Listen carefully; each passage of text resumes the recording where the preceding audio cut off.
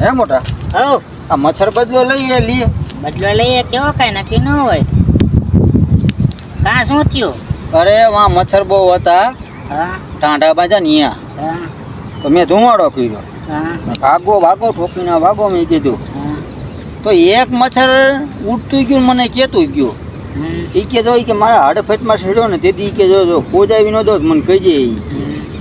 તો રાતે હું ખાટલો નાખીને પૂતો તો આવા તો મારું દીકરું પાછી દુકાને કાઢી ગયું. હા ચડી તૂટલી હતી હા ત્યાં તેનું થઈ ગયું.